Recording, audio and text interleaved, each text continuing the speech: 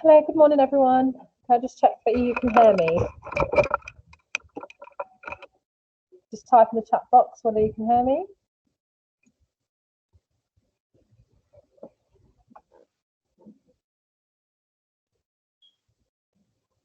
Or unmute yourself.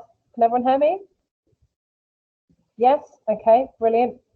Okay, welcome to the Sociology Tasting Session. My name is Mrs. Samadi, and I'm the Head of Psychology and Sociology at Shelly Brookend. As you can see in the presentation, so hopefully you can all see the PowerPoint. Please let me know if you can't. We have Ms. Heskett, who also teaches psychology sociology. We have Ms. Marcy, who will be the other main sociology teacher, and we have Ms. Hutchinson as well. Okay, so that is the social science department. So I'm going to hopefully go through some of the information that you will need for sociology, just to get you thinking a bit about what it is, because obviously for, I think, the majority of you, it might be a new subject. You may not have done it at GCSE, and that's completely fine. So if you look at the PowerPoint, you will see that we look at different sociologists looking at society's social problems. So whether looking at things about the rich exploiting the poor, whether why girls do better in schools, so inequality in wealth, family breakdown, crime. So there are many things that we look at in sociology, but they all come down to this big idea of the perspectives.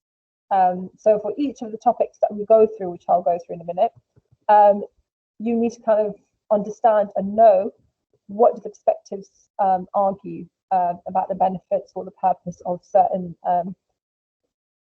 things in society. So the layout of the study. So in sociology, it's a 2-year course, linear, and at the end of year 13, you have 3 exam papers, all 2 hours each. Each paper is equivalent to 80 marks. Paper 1 is education with methods and context. Paper 2 is research methods with topics in sociology. So the 2 topics that we do is families and households, and stratification and differentiation. And then paper 3 is crime and deviance with theory and methods. So if I give you an indication of what topics we do in year 12 and 13, that might help. So in year 12, we will mainly do paper 1 and half of paper 2. So in year 12, we do education, research methods, and families and households.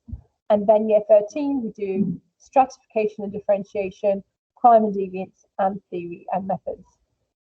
So as you can see, there's some subtopics within those of some of the things that we look at. So whether that's in education, looking at the role and functions of the education system, whether it's research methods, looking at which research methods are most useful, families and households, looking at different family types and how they've changed over time. Stratification, looking at inequality based on class, gender, ethnicity, or whether it's crime and deviance, looking at different types of crime and social control, and the generic theory and methods. Okay, so if you could just mute your microphone, I think someone might have just unmuted their microphone. Thank you. So that's the layout of the 2-year course, where you have 3 exam papers at the end. Each of the exam papers will be a mixture of short answer questions and long essay questions. So in year 12, we may introduce you to the short answer questions, and the essay question that you practice a lot is mainly the 20-mark question. But then in year 13, you become more familiar with 30-mark essay questions. I think the key thing in sociology is, I'm telling you now, it's a lot of essay writing that's involved. So if you're someone that's quite good in English, for example, or RS, and you are confident in writing extended writing in terms of essay, then this is definitely the course for you. So what are some of the expectations in sociology? I think the key thing is you need to be organized. You need to be able to show that you're using your time in and out of lessons effectively. During the lesson, we will also have like small group discussions or whole class discussions. You should try and contribute to this. Ask questions, do some research. So these are kind of some of the expectations that we would have, that we think a good sociology student should be encouraged to do. So let's start to get you thinking a bit about sociology and what it is. So I want to show you 5 images, and each page, what I'd like you to do is to think about what is the message behind this picture or this image, and what might be the social problem here. So what is the issue that we're looking at in this particular image, or what is this image trying to say is the problem in society? And would you agree with what they are saying or the perspective that they're coming from? Okay, so what I'd like you to do is just type in the chat box. So if you want to unmute yourself, just put your hand up and then you can unmute yourself as well. So for each image, I'll give you maybe about 2 minutes, have a look at it, and then think about what is the key message, what is the problem that they're trying to identify, and whether or not you agree or disagree. Are we all clear what we need to do? Yes, no? Type in the chat box or unmute yourself.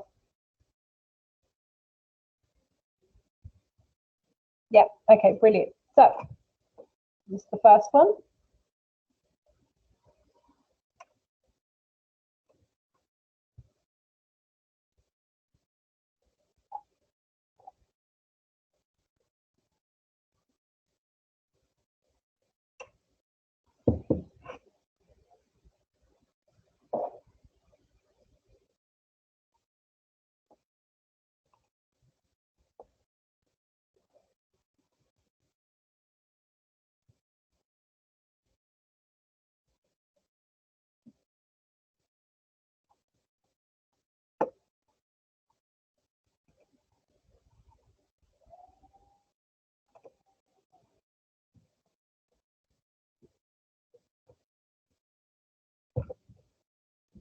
Got 1 more minute.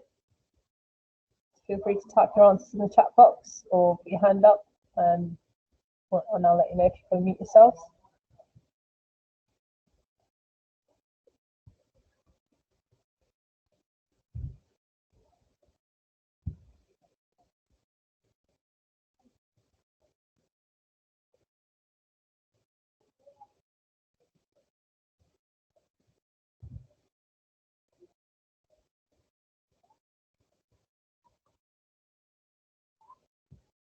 Okay, so get some ideas in the chat box.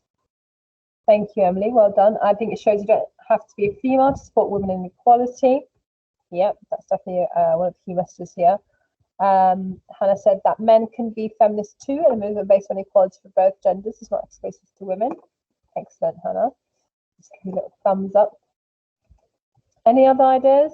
So we know kind of like what the message is. What is, do you agree? Is gender equality an issue in society today? Yes, Adrian Sola, excellent. So we've got the issue of ethnicity there. That he's breaking the stereotype by being a black feminist, and we're always looking at feminism from a white female perspective. Good. Anyone kind of agree or disagree in terms of whether or not we even have gender inequality in society?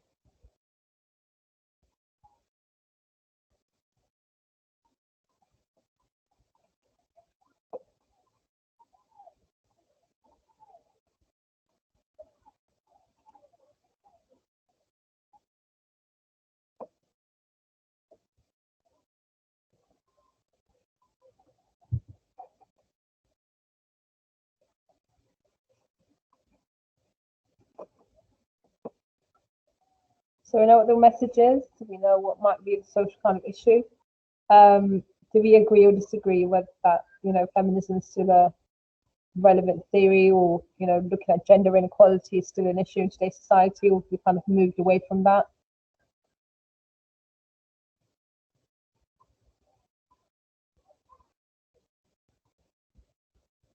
Any thoughts on that?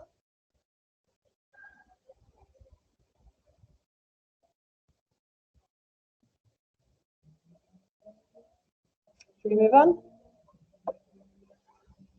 Okay, maybe we'll come back to that maybe towards the end. Next image, again, 2 minutes, have a little think.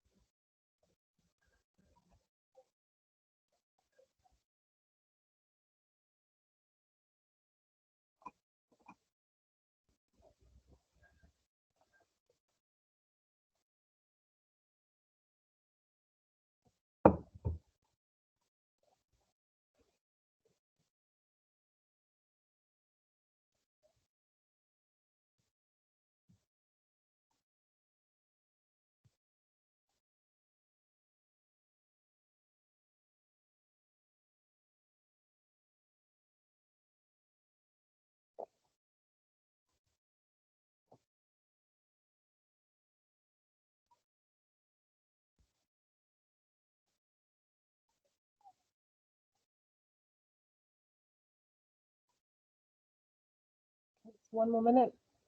Jot down your thoughts in the chat box. What you think is the key message, what is the social issue or problem, whether or not you agree or disagree.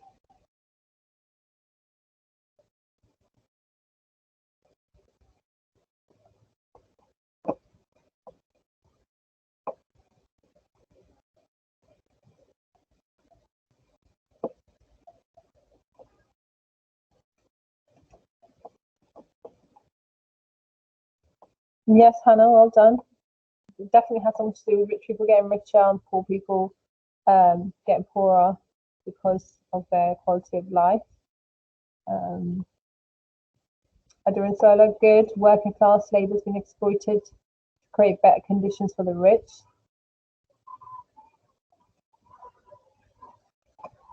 Well done, Sophia. Split between the poor, rich and the poor, and the social problems that people who are poor find it harder to become rich compared to people that are already born into that. Okay, excellent. Some really good ideas. Well done. And it definitely that is a kind of like key message, you know. And this is one of the key things we look at in sociology is the rich and poor divide. You know, and what is happening that is allowing the rich to keep getting richer and the poor keep getting poorer. Yes, Chloe. Yep, I definitely like your idea there. As long as you have money or wealth, you don't face as many challenges as if you are from a lower class. Good.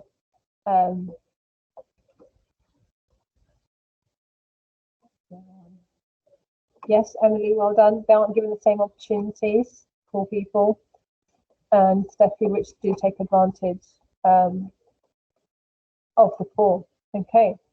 And I think that was one of the kind of really key things in sociology, looking at class and the inequalities that people face. And that links in with ethnicity, that links in with gender. So that's definitely one of the kind of really interesting topics that we look at in sociology. So we'll move on to the next one.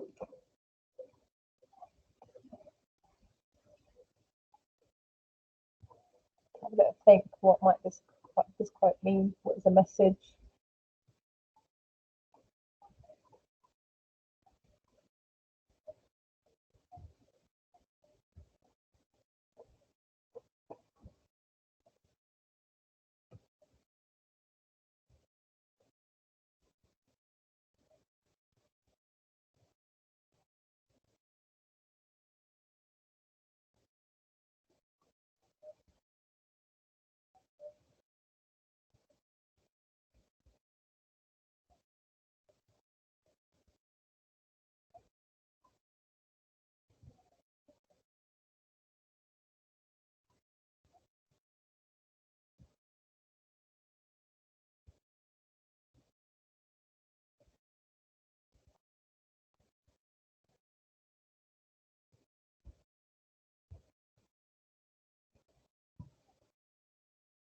I'll give you 1 more minute to jot down your ideas. This one might be a bit difficult if you don't know what egoism means.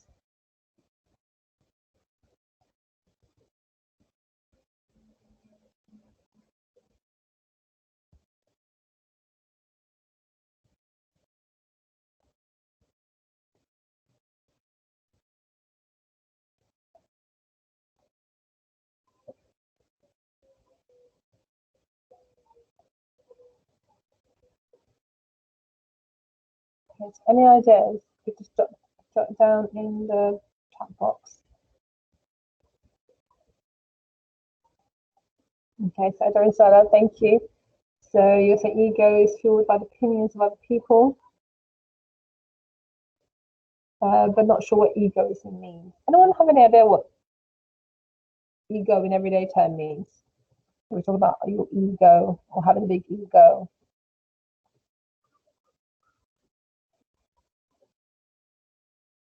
Any ideas?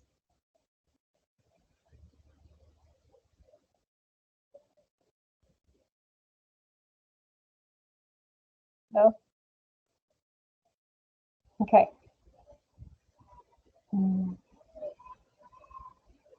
Yes, Sophia, yeah, it definitely does link to your self-interest, your self-esteem, your confidence, who you are as a person, And someone with a big ego definitely has, is very confident and has a really, high idea of themselves.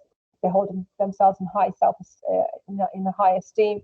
So this quote is saying the only power that can decrease that is the, how powerful the group is.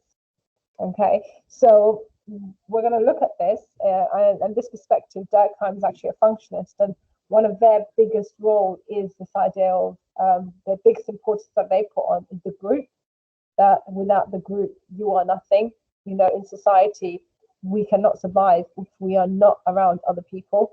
So Durkheim just kind of tries to, as he's a sociologist, a functionist, which I'll explain in a moment as perspective who they are.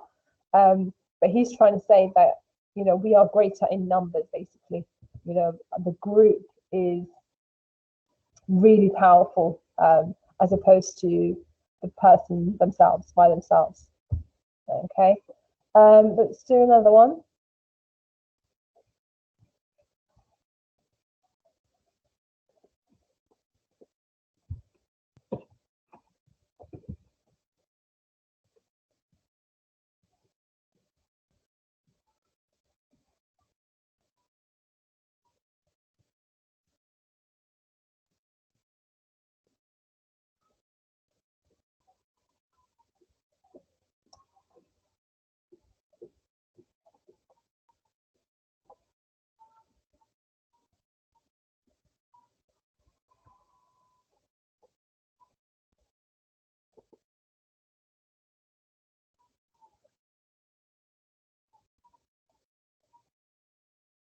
One more minute, just have a little think. What could this image, what is the key message behind this image?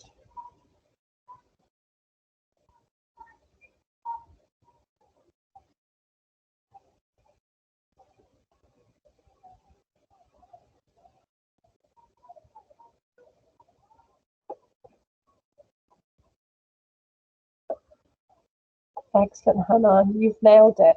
So Hannah said, could this be about the structure of society and how we need all aspects of society to function properly and for it to be at its best? And that is exactly what this is.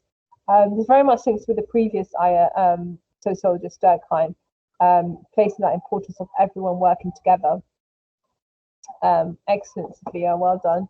So Sophia just said, similar to the human body, where we all need to, or different parts are working together for it to function as a whole. And this is one of the biggest ideas, which they call the organic analogy. They use the analogy of the human body as an organism, and compare it to society, and how in society it's exactly the same. We need all the different institutions to work together. They cannot exist on its own. So it's going back to this idea from the functionist perspective that we need to work together in society, for us, for everyone to kind of achieve and be the best that they possibly can.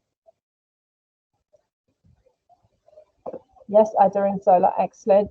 That is definitely an idea more on the theory side that we will look at, especially in year 13. So Ada and Zola said societal structures control and influence a person's behavior. And when we go through the course, you'll understand which theories argue you have free will and you can control what you do, and which theories argue you are just a puppet, and you have no free will or choice, and things are predetermined for you. So Adarisola has actually touched on a debate that we usually have in year 13. Okay, well done. So last image, we'll just do this and then we'll move on to the next activity.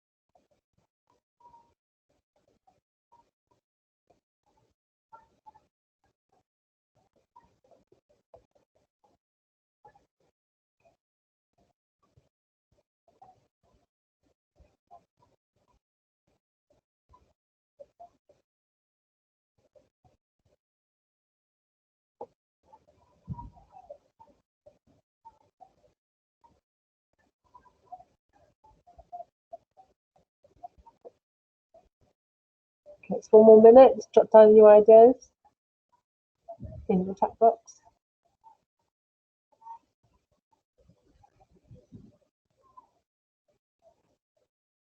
Okay, so we get some ideas. Edward and Solar, Steffi saying capitalism. Well done. Definitely kind of touched upon capitalism here.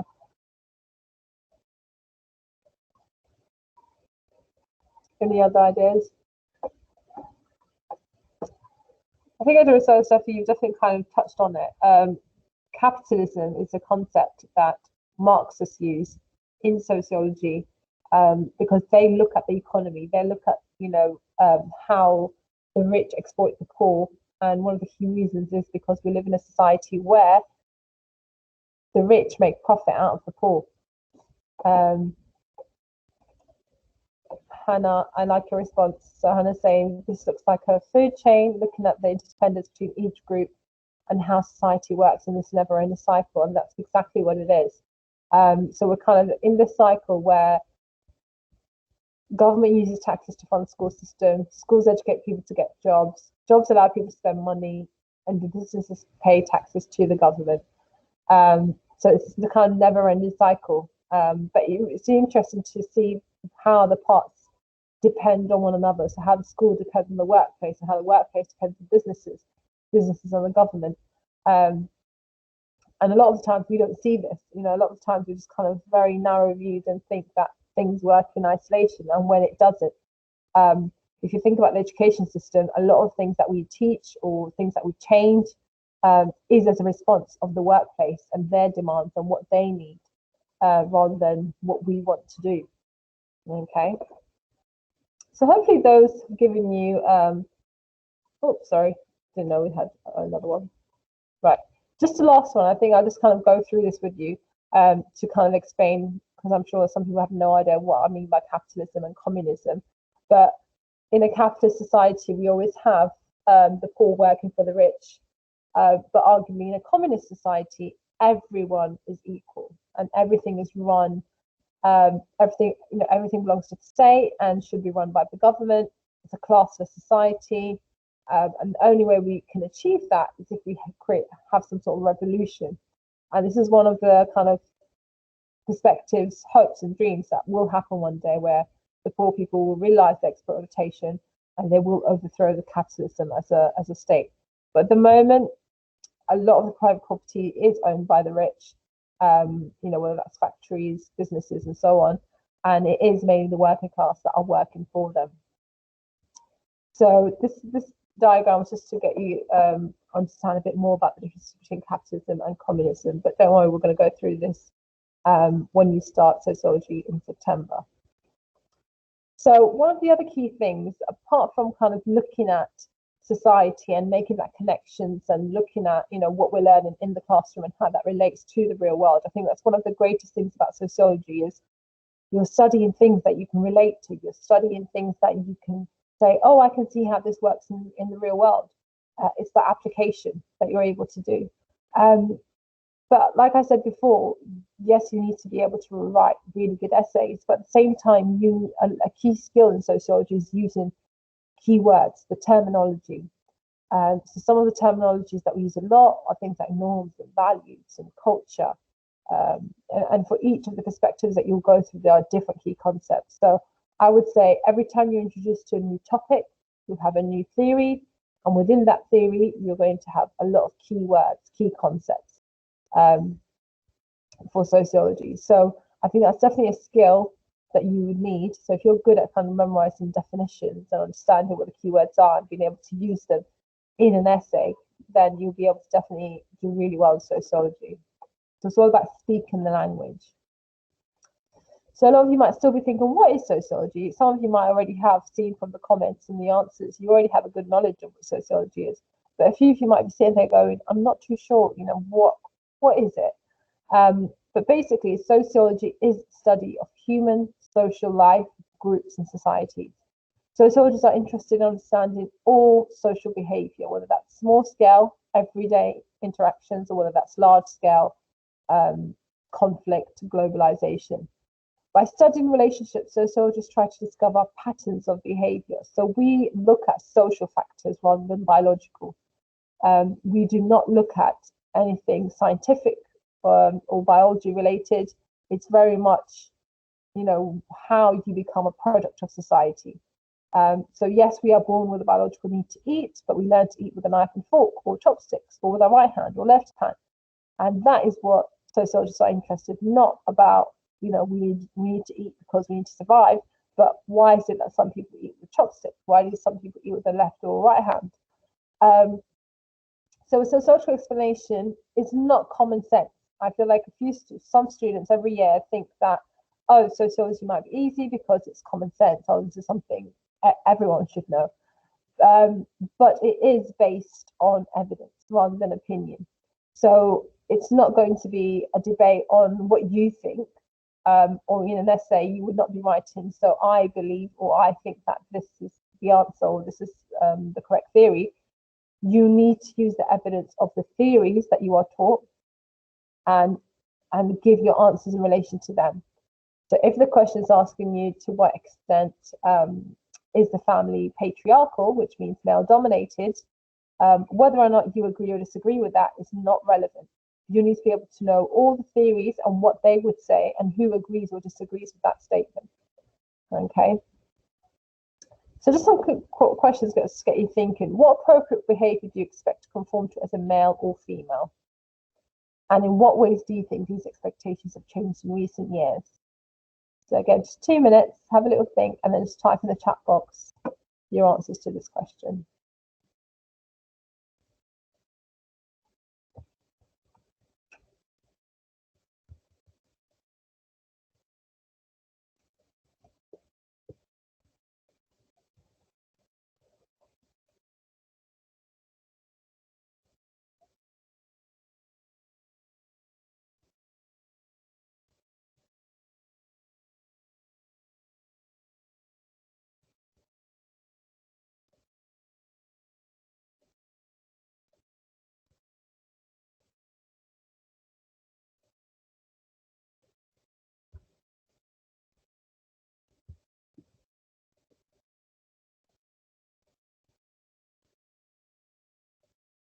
Any ideas?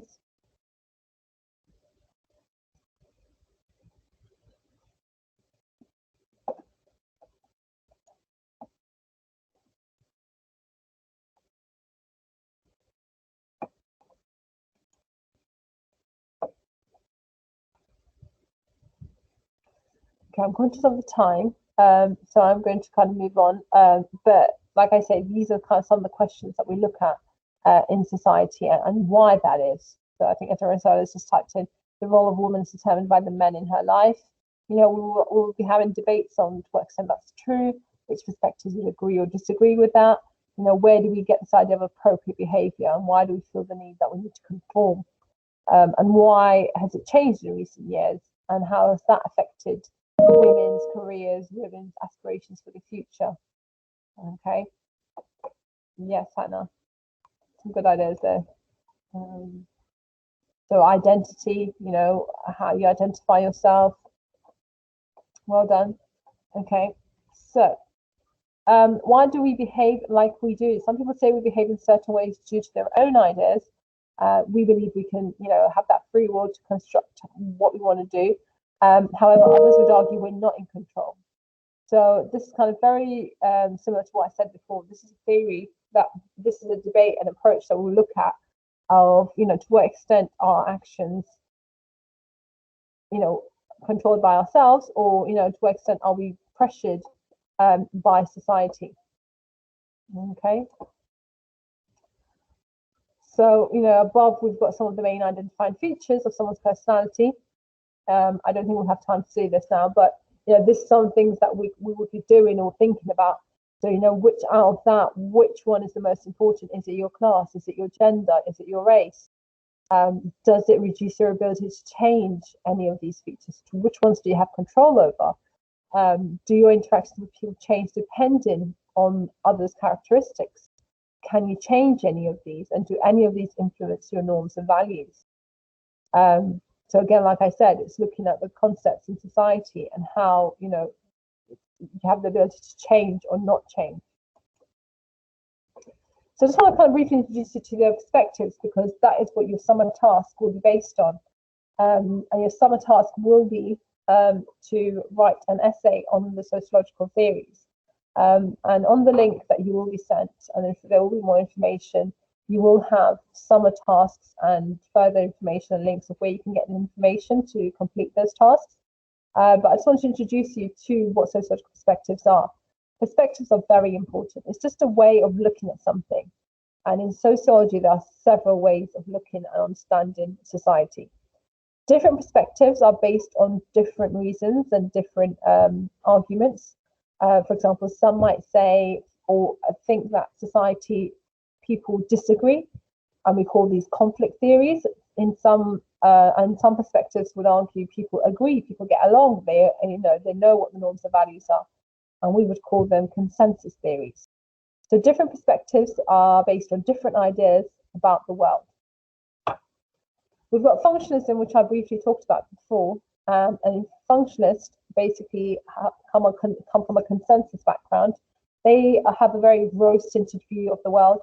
They think we all get along, we agree on things, everyone needs to work together. They're very much into community, tradition, conservative. Their views on, for example, gender, they think a woman's place is at home, their man should go out to work, we should have a family with a mum and dad and children. So that is what a functionalist would believe. Marxists, on the other hand, are a conflict theory because they think there's disagreement in society and their main focus is on class. They're the ones who focus more on the rich and the poor and why there's inequalities. So they're the ones who look at capitalism and we need to fight back and create a revolution. So those are kind of, I would say, the two main perspectives. But there are others. So feminism, which we briefly talked about before, and they also think that there's disagreement and conflict in society, but they would base it on gender rather than class. Okay. There's also a perspective called the New Right, and this is more of a political perspective. So New Rights is a perspective that look at social policies. They look at which policies would encourage people to be more independent. So women, for example, if we allowed women to share their maternity leave, then that would make gender roles more equal. Whereas if we said, no, only a woman could take maternity leave, then that would encourage the traditional stereotypical roles. And the New Right are very traditional, they're very conservative. So in terms of some of the policies that they like, they would also agree with the functions that a woman's place at home, the man should go out to work. But another key idea that they believe in is that we should all be self-reliant, and we should be independent, work hard and make our own money. They're very much against what they call the underclass. They do not like people getting money for free in their eyes, not in what other people might think that, but people that are welfare dependent, they would be very much against that. They think we should all work, be independent, provide for ourselves and not rely on the government. So the New Right are very much a political perspective. There are more links you can research on YouTube on what these perspectives are and how they're different. And there are a few others as well, like they are postmodernists, who I would say is the most recent, up-to-date theory. Personal life, you'll be introduced to all of them. But I'll say those 3-4 are the main ones that you need to kind of get your head around. And your summer task will be to write an essay. I know it says one side of A4, but if you can aim for 2 sides, that'd be great. Research around these main perspectives and compare them. And the question is, evaluate which perspective is the most useful in understanding society and why, using examples. So after you've done your research on each of the perspectives, I'd like you to answer that question of which is the most useful, evaluate the strengths, the weaknesses of each perspective, and you can use any examples related to family, crime, society. So you don't need to have any knowledge of the content that we're going to do in year 12, 13 yet. Okay, it's very much just looking at the theory and understanding the differences between the theories. Okay. The deadline for this will be right at the end of September. So I think I've put the deadline for the 1st of October. So we will give you time in the first few weeks to get a better understanding of sociology and the theories, and the chances are the first few weeks we will be introducing you to these perspectives. So you need to hand it in to your teachers by the 1st of October. If you can do it before, that's great. We've asked that it needs to be handwritten, not typed up. Okay, so on that guidance that you'll get from the sixth form team, I have said I want it handwritten, because obviously in the exam you are handwriting the answers, so I would like it handwritten, unless you've got special considerations, so just let me know, special arrangements. So any questions on the summer task, what you need to do for the summer task? You're just researching the main perspectives, functionalists, Marxists, feminists, and if you can find others, that'd be great. And your essay question is to basically evaluate which perspective is the most useful and why, using examples. I've said one side of A4, but I'd probably like 2 sides if possible, and it needs to be handwritten.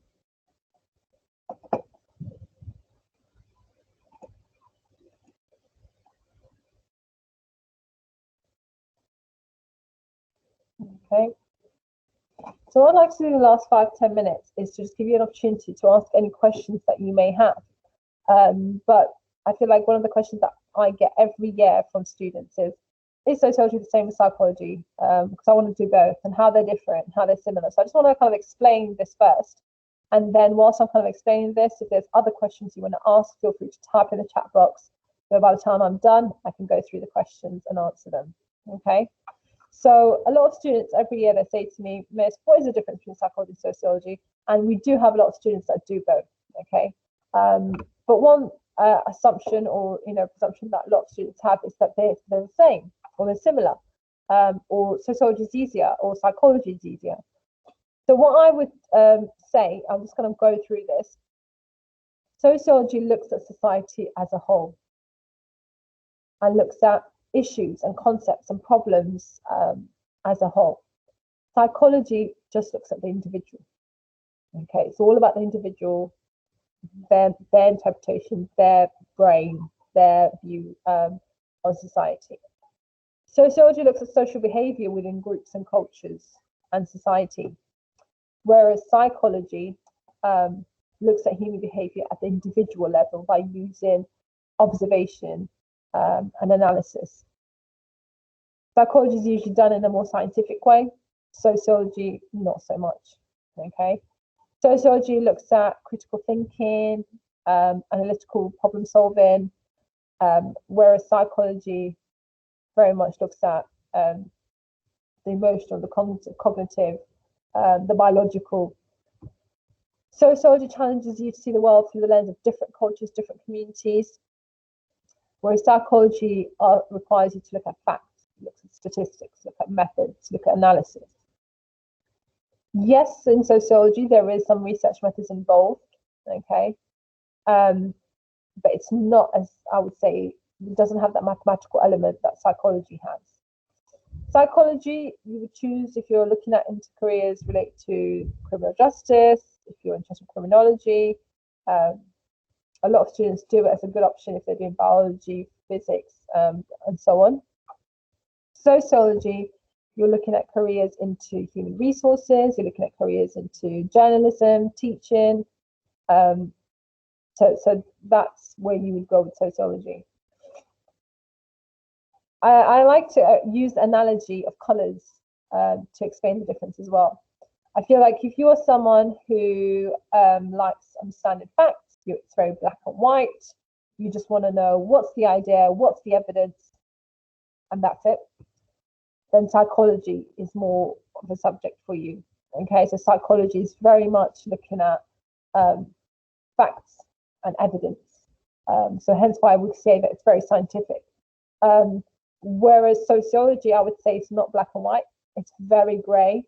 Okay, there is a lot of the answers or the situations, yes, you have the theories as your evidence, but you're not going to need to know studies and who done which study, when they did it, and so on. So sociology is not factual. I'm not saying it's more opinion, but it's not as factual where you need to know who did the study, how did they do it. It's more so just you need to know the theory behind it. which is why sociology is a lot more great, up for debate, whereas psychology is very clear cut. So if you've done psychology at GCSE, especially at Shenley Brook, and you have a good idea of what it is. In psychology, the biggest essay question we have is a 16-mark question, whereas in sociology, you've got 30-mark essay questions.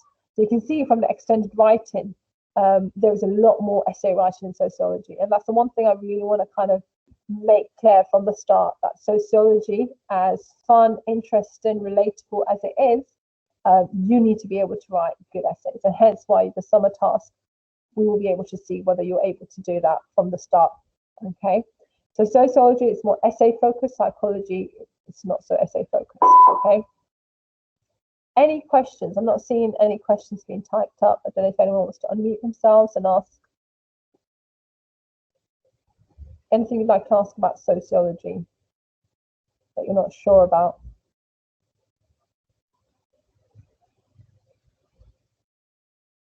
We're a bit quiet. Do we not have any questions?